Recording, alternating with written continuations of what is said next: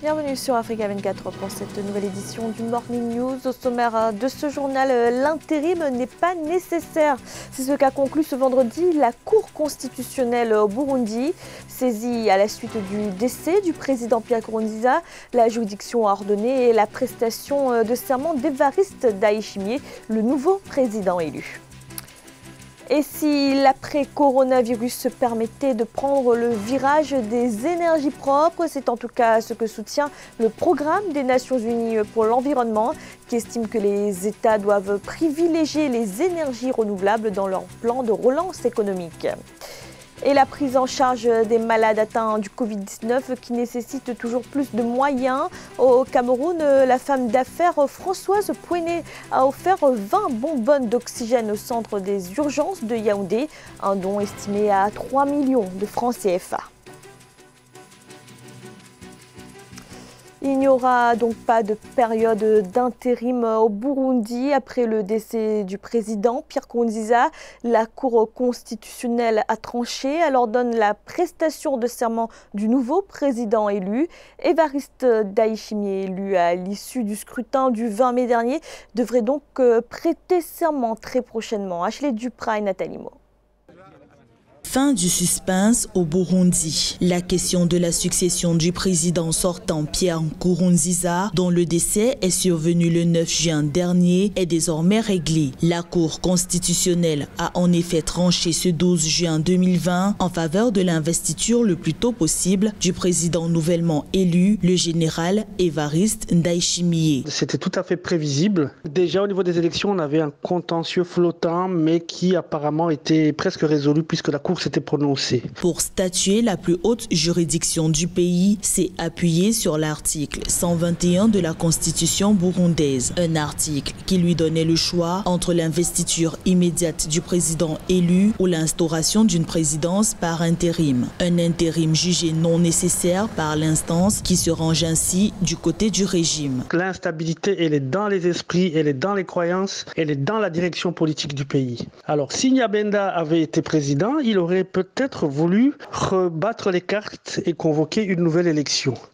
Les généraux, Évariste compris, ne pouvaient pas se permettre de prendre ce risque. Donc l'instabilité est là et elle va peut-être continuer. En dépit de la pandémie de Covid-19, longtemps minimisée par Pierre Nkurunziza, le Burundi doit connaître dans les prochaines semaines une série d'autres élections, dont des sénatoriales le 20 juillet 2020. D'ici là, les institutions sortantes resteront en fonction selon un autre arrêté de la Cour constitutionnelle. En revanche, l'intronisation du général Ndayishimiye, initialement prévue le 20 août, devrait être avancé car le temps presse selon les observateurs compte tenu des défis qui attendent le Burundi. Une intronisation rapide qui lui permettra également de conduire les funérailles de son prédécesseur, le président Pierre Nkurunziza, dont il s'est engagé à poursuivre l'œuvre. En Libye, au moins 8 charniers ont été découverts. Ils ont été localisés à 65 km au sud-est de Tripoli, à Tarouna, qui était le dernier fief du maréchal Khalifa Haftar dans l'ouest du pays, qui a été repris le 5 juin par le gouvernement d'union nationale.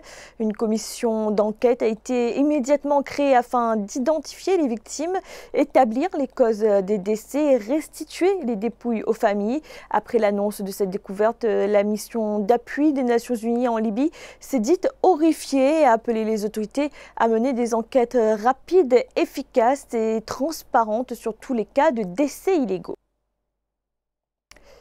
Développement et sécurité, c'était les maîtres mots de la conférence des ministres des pays du Conseil de l'Entente, conférence qui avait lieu du 8 au 11 juin à Abidjan, Côte d'Ivoire, où il a été question notamment d'une évaluation des programmes lancés par l'organisation.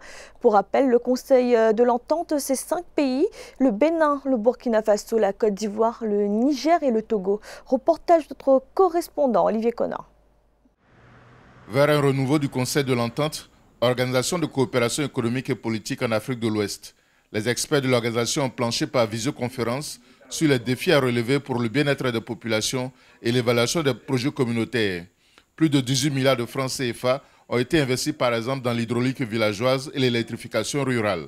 Nous avons réalisé des projets de nature à améliorer les conditions de vie des populations rurales. 118 localités ont été touchées pour quelque chose comme 37 000 habitants, soit pour les forages d'eau potable, l'électrification par l'énergie solaire, la construction d'écoles, la construction de centres de santé, etc., etc. L'une des préoccupations majeures du Conseil de l'Entente, c'est la coopération en matière de sécurité afin de préserver la paix.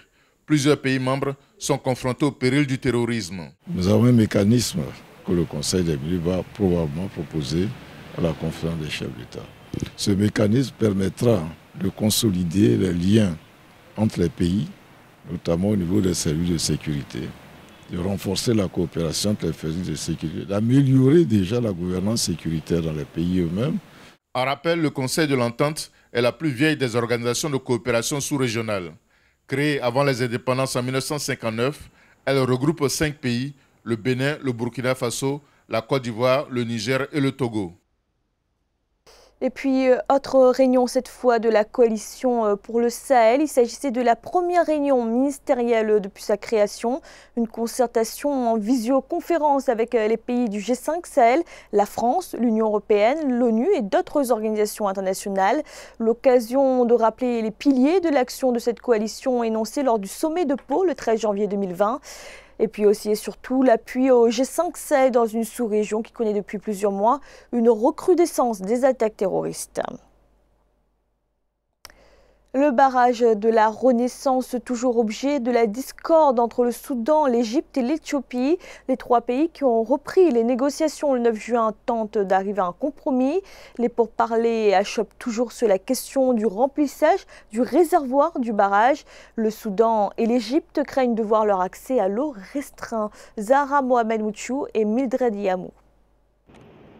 En pleine négociation au sujet du barrage sur le Nil, le président égyptien Abdel Fattah al-Sisi accuse l'Éthiopie de retarder l'avancée des pourparlers qui ont repris par vidéoconférence mardi 9 juin entre les 2 pays et le Soudan. Lancé en 2011, le projet éthiopien du barrage de la Renaissance demeure une source d'antagonismes régionaux. Le bras de fer se poursuit alors que l'Éthiopie continue de faire part de sa volonté de lancer en juillet 2020 le remplissage du réservoir. Mais les parties prenantes au dialogue se veulent optimistes. Elle espère cette fois parvenir à un accord. Il a été convenu de poursuivre les réunions quotidiennes, sauf vendredi et dimanche, pour parvenir à un consensus sur les points restants.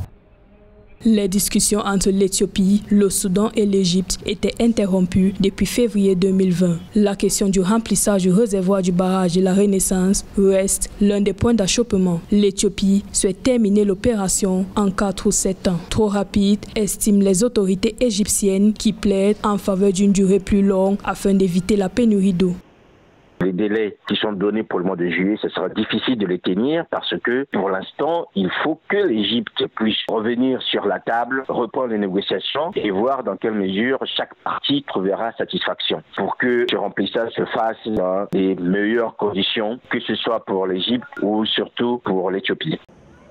La majorité de sa population étant privée d'électricité, l'Éthiopie juge que le grand barrage de la Renaissance est essentiel à son développement. De son côté, l'Égypte, dépendante du Nil à 90%, notamment pour son agriculture d'irrigation, affirme avoir des droits historiques sur le fleuve sur la base d'un traité de 1929.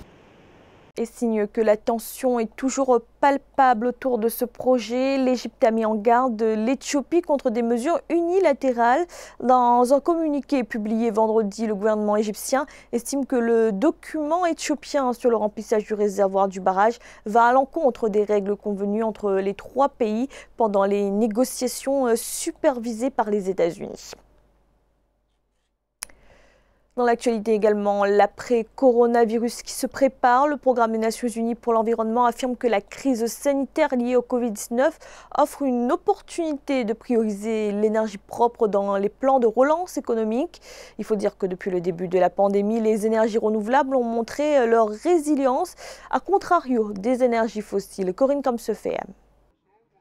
Les nouvelles tendances économiques engendrées par la crise sanitaire du coronavirus se dessinent. Dans un rapport qu'il a publié cette semaine, le Programme des Nations Unies pour l'environnement invite les économies mondiales à maximiser les investissements dans les énergies renouvelables, des placements qui seraient dorénavant plus intelligents et rentables.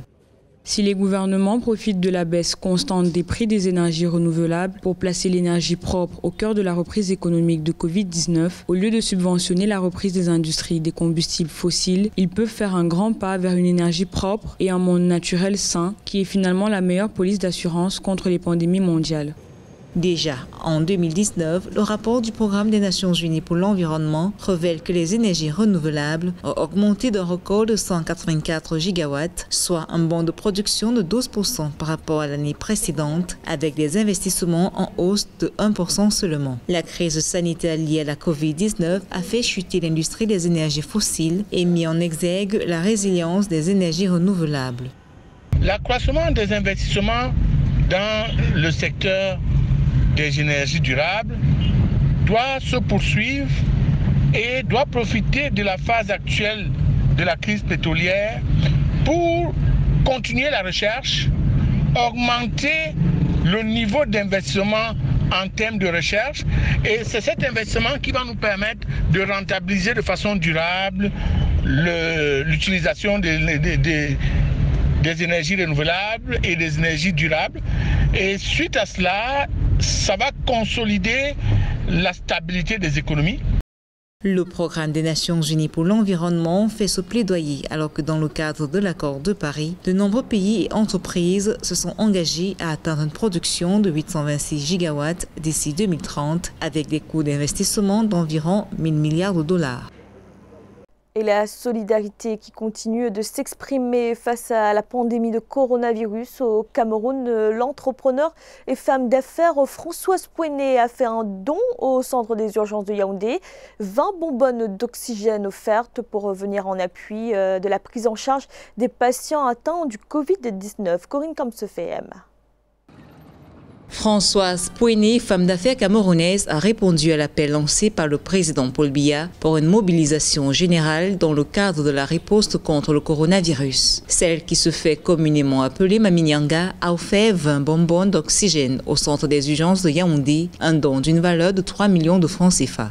Depuis 4 mois, nous sommes en cessation d'activité, mais simplement par l'amour que je porte pour mon pays, j'ai décidé d'accompagner le président de la République dans cette lutte contre le coronavirus en apportant ma modeste contribution, qui est donc ce sésame rare aujourd'hui qu'est l'oxygène.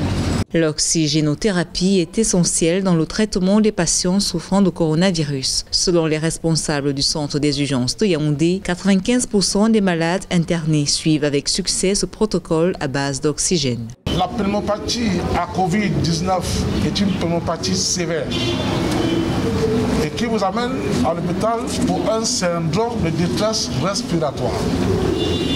Et l'organisme ne peut plus réussir à s'oxygéner de lui-même. Il ne peut plus réussir à absorber l'oxygène. Il faut donc une assistance respiratoire pour permettre aux patients de se lever.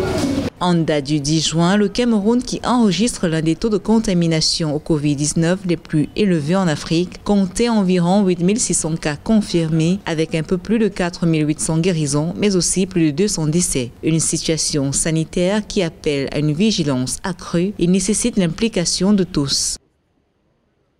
C'était le journal de la rédaction. Merci de l'avoir suivi. Retrouvez dans un instant une nouvelle édition de l'information.